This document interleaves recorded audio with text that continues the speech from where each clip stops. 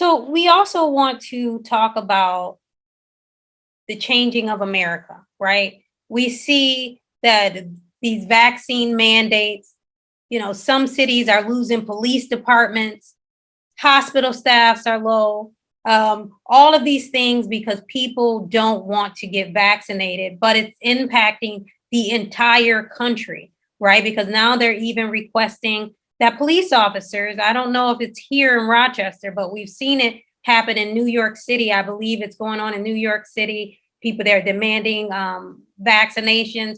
What are your thoughts? Now, I don't know who wants to jump in first, but the vaccine mandates. If you want to, Barb, the vaccine mandates are definitely a big issue right now across the country.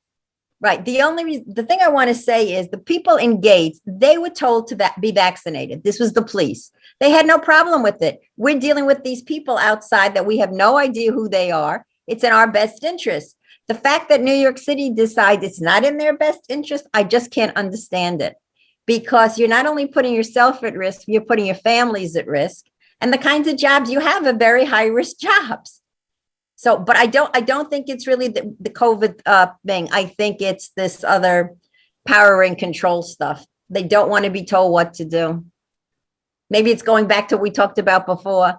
The people in power, the guys with the uniforms, whatever it is, have decided that you can't tell us what to do because we're going to be our own boss. Well, you're not. You work for a company. You work for an organization. And are you protecting yourself? Or are you putting yourselves and your families in jeopardy? Now, Marquise, you're in New York. What is going on with the police and things there? Do you know? Are you up to date on what's going on there? Yeah, yes, I do. And it's crazy right now. It's on TV 24 hours a day. They expect, as of tomorrow, they expect the police force to be short, firemen force to be short, which leads to ambulances being short of manpower. And it's just going crazy. And I understand what the lady said about, and that is true about some people's attitudes is you can't tell me what to do.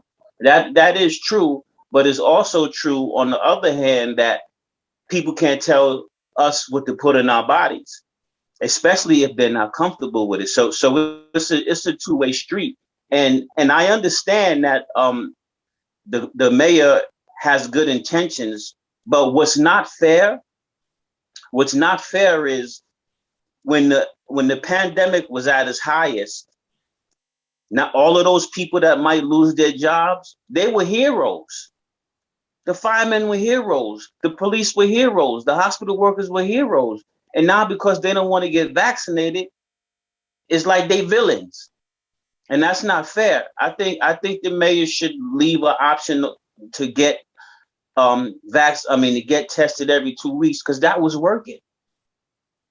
That was working. And it's crazy. And I just hope that nobody dies as a result of lack of manpower because of this vaccine. I hope not. Anyone else want to jump in there? And a matter of fact, let me finish. Over the weekend, there's a place in Manhattan called Inwood. The fire station was closed for 3 hours because they had no manpower. So that could be a sign of what's to come. I hope not. Mm-hmm. Wow. Anyone else? Aaron Thompson? I wanted to know what your feelings are about the vaccine mandate. If you think it's right, if you think it's wrong, that's okay. Really, Yeah.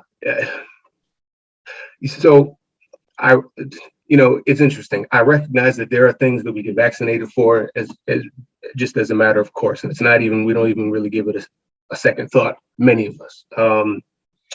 I think that this current situation is different in that there is still so much uncertainty, so much legitimate uncertainty over the processes by which the mandates have been brought out and rolled out, and implications of it and such. And I think that people ultimately, need to have autonomy over themselves and their bodies, and so I guess that would be my short answer. I'm not a proponent of the vaccine mandates. As far as like private businesses and such go, I recognize that, and I believe that they should have the ability to, impose their rules within their own workplaces, essentially. But outside of that, I'm not a proponent. Now, how many of us right now on here, like how many people are vaccinated? Does anyone want to say if they're not vaccinated and why they're not vaccinated? Is it anyone who wants to jump in first? Marquise? I'm vaccinated. Can you hear me? Yes, I got both shots. And the second one did something to me too. I ain't gonna lie.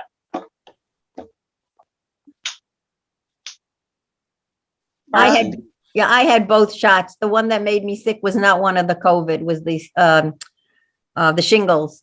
I was just very, very draggy. But I just happened to think of something else. We don't want the government to dictate to us, which is actually what the white supremacists say. We want to overthrow the government. The government is wrong. And I somehow think that's getting convoluted with this vaccine thing. I don't think it's the vaccine that's the issue. I think we've been a little brainwashed into believing that the government, whatever the government says, is wrong. Therefore, we need to overthrow the government. I don't believe in any of it, but that's what I begin to think, that this is getting all mixed up in a health issue as opposed to a control issue. That makes sense to some degree, to some extent. But for many of us who have chosen not to get vaccinated, it's not because the government said we have to. The government hasn't said that to me. They haven't said it to millions of us. We're choosing not to because of, I think, I can speak for myself, but I've talked with other people who say pretty much the same thing, sort of like what Aaron said. We're observing. We're seeing different manifestations of this vaccine. It's not consistent in terms of the impact and effects that it's having on people. Some of us are very much aware of past governmental practices in terms of not being completely honest with the public about what's going on. Even as we hear some of the top officials from the Center for Disease Control, as they articulate what's going on, if you listen carefully, there are contradictions. There are contradictions in what they're telling the public. And so the day may come when I'll take the vaccine, that might come, but it's not today because I still hear too many inconsistencies and so forth. However, I'm not a fool. This COVID-19 is real and it's killing people. Mm-hmm. And so we should take every precaution. I don't know. It's interesting. It's interesting what Marquise said about the police in New York, and this is probably true all over the nation. Nobody was demanding in the beginning that they be vaccinated, but I mean the stipulation was, well, you need to get tested to make sure, right? You just need to constantly get tested, and that was working. That it was working, and so what? Why the switch? See, I still haven't heard a logical explanation for this new direction. Why all of a sudden everybody needs to be vaccinated? I haven't heard it. Maybe I just missed it or something. So, all safety measures that we can take, we should take. If you got to be tested every week, you got to be tested every week. If you got to wear a mask 24/7, whatever, you got to wear it, right? If you got to practice social distancing, you got to do it. So we should take every precaution. We should. This is not something to play with. But at the same time, ultimately, if I choose not to, I should have that right, not because I'm resisting the government or anything, but it's because I'm coming to a decision based on all the information that's available to me. Michaela? Yeah, I agree. I do definitely agree that it should not be a mandate. We should have the choice to choose. I choose not to get vaccinated because there's too many questions. Like you said, you know, 1 minute is this, the next is that. Like the information, you don't know what to believe, what not to believe. You know, the numbers are screwed up, you know, and I just feel like there's an agenda behind it all, unfortunately. So I decided not to because it was something in me that told me not to, period. I listened to me, I listened to my body. And yes, it is real. Yes, it is killing people. And there's also other things that we can do to protect ourselves. You know, no one's talking about the stress, you know, making sure that you're not in stressful situations and keeping your mind healthy and eating healthy foods and building up your immunity. You know, there's so many other things that we can do to fight this instead of being, you know, it required to have something foreign into my body like that. To me, I'm sorry, no, I'm no, not okay. We definitely need to have the choice. And whenever something is mandated, I question the agenda behind it, me personally. Aaron, you had your hand up. Thanks much. Yeah. So I am vaccinated. I got both shots several months ago. I did that in response to my family wanting, my parents wanting to gather. That's kind of the bottom line of what it came down to, and our respecting the uncertainty around just how deadly the virus was, and holding out the possibility that, you know, that my folks who were older would come down with some, would catch it from us. This is when we thought that getting the vaccine would stop transmission, which I understand to be even questionable at this point in time. But long story short, I am vaccinated. But I look at it as, you know, a risk that we take on as individuals, because the virus still can be passed, as I understand it, even with, if you're fully vaccinated, right? So by getting vaccinated, you're lowering the likelihood of the symptoms being particularly harsh on your own self. If a person opts to take that risk on because of all of the, you know, the reasons that Brother Eagle so eloquently laid out, thank you for saying your comment, Mr. Eagle. Then I look at that, especially if they're the age of majority, as that being on them, you know. Um, so yeah, so yes, I am vaccinated. If I had to do it again, considering what has come out, the contradictions and the crosstalk and the legitimate questions about um, impact of being vaccinated, and the fact that it's looking like now there's these booster shots that are being required, and probably with increasing frequency. First it was yearly, then 6 months. Now it could be going to an even smaller time frame.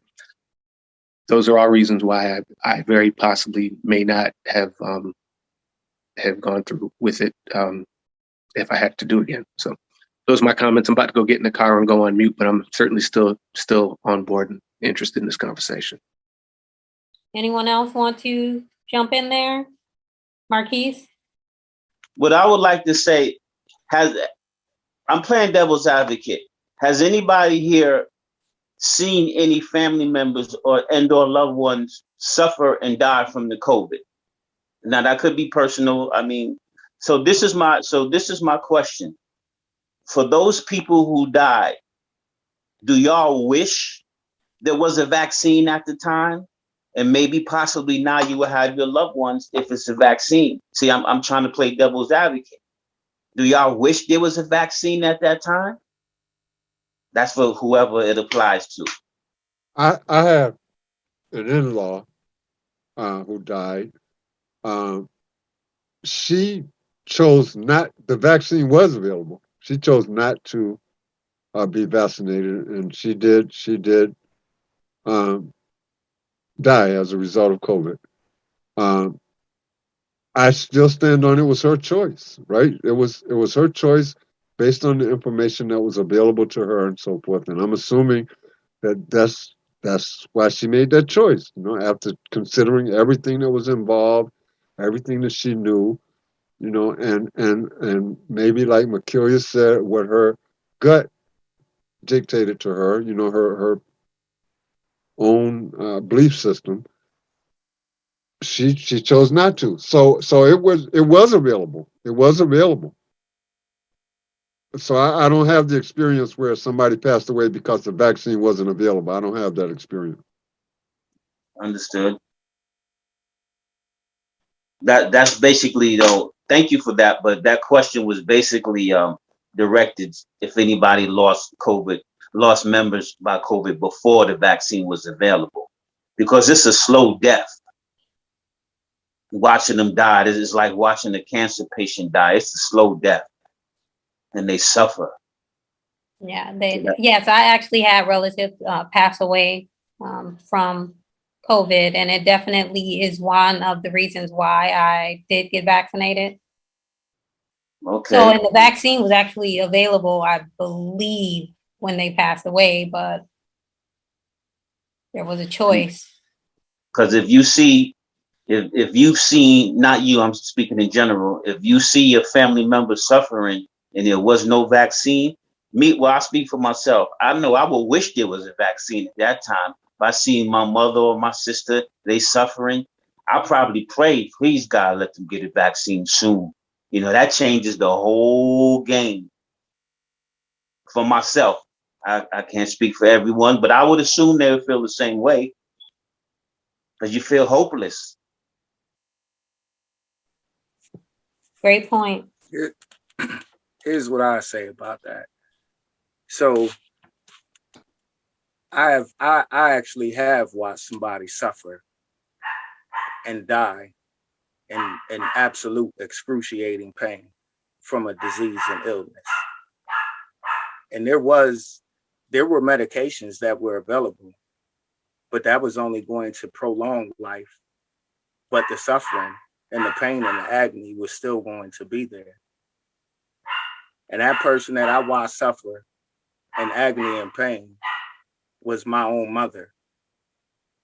Every single night and day for 22 months, watching somebody that I love so dearly suffer for 22 months in agony and pain. And while there were medications that would have prolonged life, all it was going to do is cause much more damage. So for the vaccine, even for many, the vaccine isn't designed to cure COVID or even stop you from getting COVID. It's simply designed to stop the symptoms, to minimize the symptoms that you have.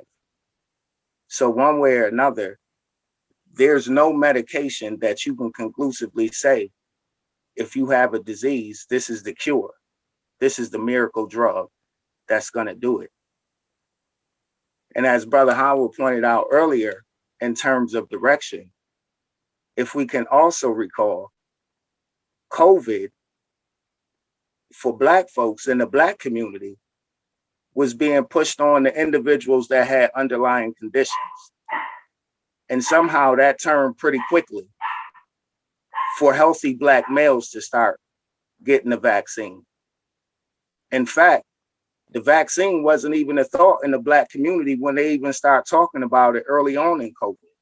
The Black community was absolutely unequivocally not even thinking about getting the vaccine. But 3 to 6 months within COVID, that quickly turned because they started showing the numbers of supposedly Black people that were catching COVID and dying from COVID. And they wanted to get into the Black communities bad once they had the vaccine. But then that even turned. Because what we knew at that time was there were many young white men and women that were catching COVID on the college campuses. And so the mandate started to come in play when people started questioning the vaccine. And then there's also the financial attachment that's attached to this vaccine. So there's a benefit. So as we've all said, this vaccine doesn't cure COVID. It doesn't prevent you from catching COVID, and it doesn't prevent you from spreading COVID. And many people that are vaccinated, we do know, have gotten COVID a second time. In many cases, some even a third time. So when the mandates were rolled out, that was because a lot of that was political, of course. They mismanaged the whole thing in the first place, and they're still mismanaging it. And fights started breaking out everywhere, all across the nation. Fights started breaking out everywhere about the vaccine. But just to answer your question about whether or not you wish there was a vaccine, whether there's a vaccine or not, when you have a disease that is incurable, there's no miracle drug that you would want your loved one to take, especially if it's not going to negate the excruciating pain and the suffering that they're going through.